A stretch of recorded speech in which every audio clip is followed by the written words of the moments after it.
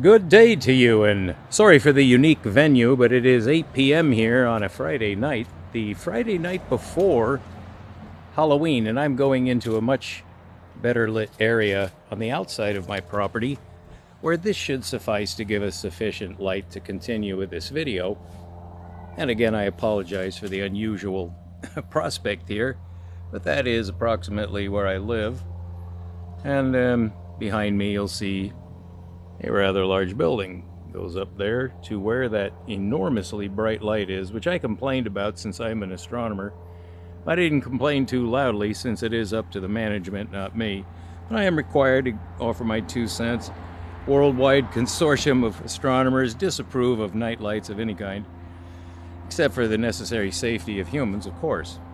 Well, today I would like to go back to the geometrical approach to reality and consciousness. What we're homing in on, of course, is consciousness. That has proven a very difficult nut to crack, and probably the best way to summarize the reason for the inability of science to really define consciousness is just try to decide in your own mind what would be the choices. I mean, just give yourself some choices and elect to pursue one or another. What if you have no idea what consciousness is? Well, that's essentially the nature of the game. We do have an idea of what the universe is. That is, what would be conjugate with consciousness, certainly from a human perspective, would be reality, because consciousness can be defined on what it perceives. And there are technical names for these two domains, but there is a strange aspect called involution, because as conscious beings, the consciousness we presume to want to define is part of the universe. So we're trying to dissociate part of the universe from itself. And that's a fairly strange, although in a way adequate or provocative, I'm not sure how to characterize this, but it is a paradox. An involution produces a paradox from a scientific aspect. So we're forced to make some statement, as scientists must make a statement about anything. If we're challenged, like, what do you say consciousness is? The extremum of that would be, we have no idea.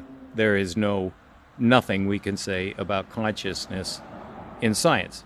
That would be a perfectly legitimate, and it is the default answer, is that we don't know.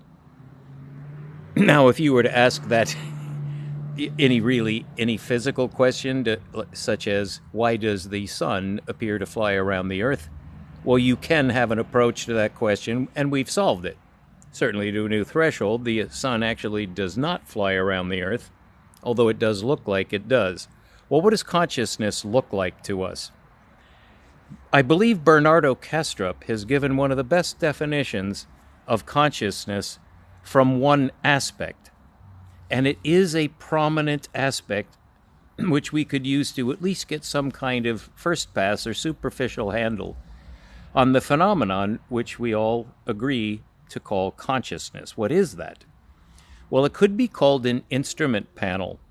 That's how science views the universe, is through an instrument panel, according to Bernardo Kastrup, who's made an excellent case out of this. I've read his 7 pillars of what he calls by a certain name, which he's allowed to invent, and it temporarily slips my mind what it's called. But he has a whole system, a systematic approach, which is actually to science in general, but it applies so marvelously well to our current topic of what is consciousness, because he does deal with this topic, although as everyone must, somewhat elliptically. It's too integrated or integral a topic to solve on a simple first pass, but that is where you have to begin, is with some kind of statement of at least what you think it is, to give it some characteristic. Well, it is perception. Perception is involved in consciousness. It is easy to find objections to that statement, but only in the sense of extending the definition, not to contradict it. So consciousness definitely is involved with perception. All right, so Bernardo Kastrup gives that a very good name, I think, which is an instrument panel, which is best thought of according to his approach, and he does recommend this, is you're flying blind. For instance, you're trying to land a jetliner, a turbojet plane, I'll just say, and you're trying to land it on a runway at night in the fog. I've actually been aboard a plane that accomplished this. And of course, with instrumentation, you better be sure your instrumentation is accurate, because if you miss on a landing by more than a few meters, it could be quite serious. And anything more than that will become progressively more likely to result in not what you want on a soft touchdown. So to do that in the fog at night, you cannot use your perceptions directly. He says, and I'm basically quoting, paraphrasing him, that is exactly what it's like for science to view the quantum paradox. And Bernardo, in alliance with myself, I'll put him on my side, or we see this together, that the many worlds theory as a framework approach to explain quantum mechanics in any way, by assuming there's a split at the reality level, either physical or some kind of split, which is called the many worlds, and it has to do with the Schrodinger's cat part of the paradox. What Bernardo says, as of course I believe any rational man would say at the outset, is that is rather absurd, because you're attempting to split that which does not really lend itself to splitting, which is reality in any sense. It doesn't split. It's like saying universe, you can't split the universe. Now, you may structuralize it, and perhaps that involves some kind of a split, but that's not what he's saying. He's saying that innately, right out the gate, as Plato's cave, so to speak, just reading the signals from the universe through the cave entrance, which is only interpreted as shadows on the wall, that's Plato's cave. Philosophical portrait, kind of like a little cartoon, where you're inside of a cave, and the only way you can interpret reality, which is outside the cave, is from the shadows on the wall. He says that that precisely describes science, and that's why science is psychotic. And he says there's no such thing as science, although that would have to be amended, because he would certainly disagree with me, and then I would push him to the ropes on that. Yes, you are saying that, you just don't want to admit that's what you're saying.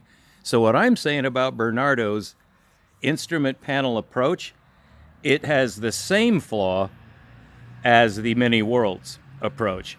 Because what you're trying to do is erase the problem by just saying so.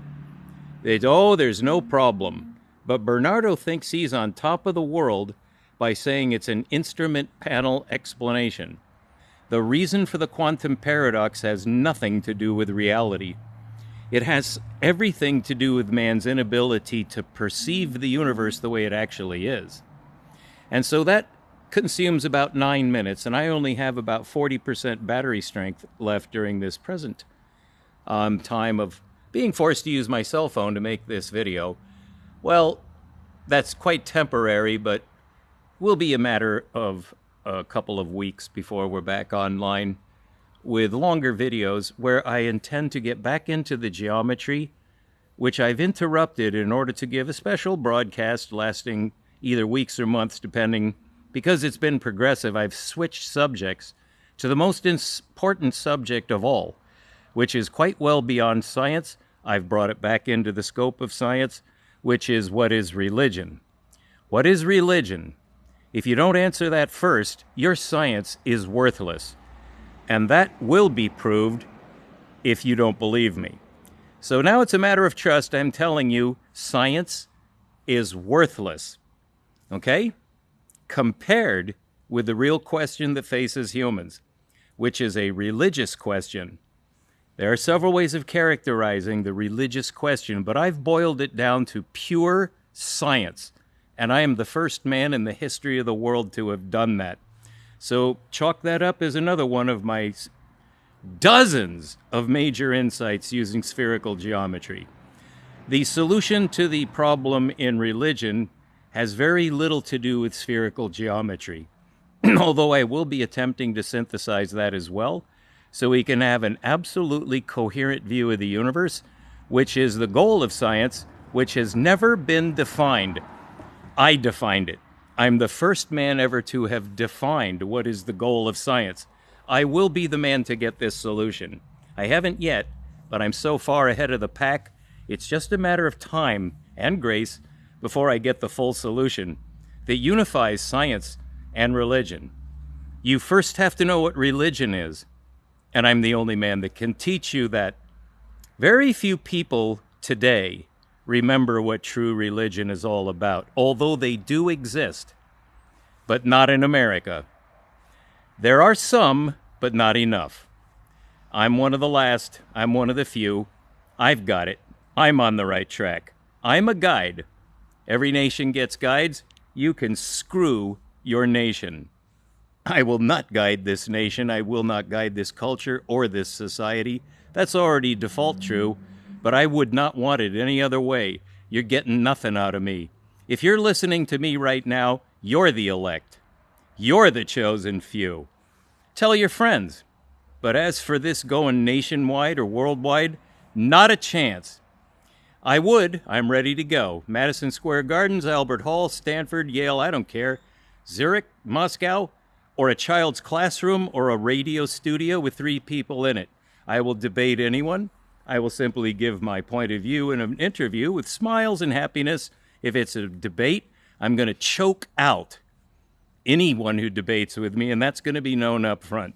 You want to go up with me, you're going down, and that will be the answer.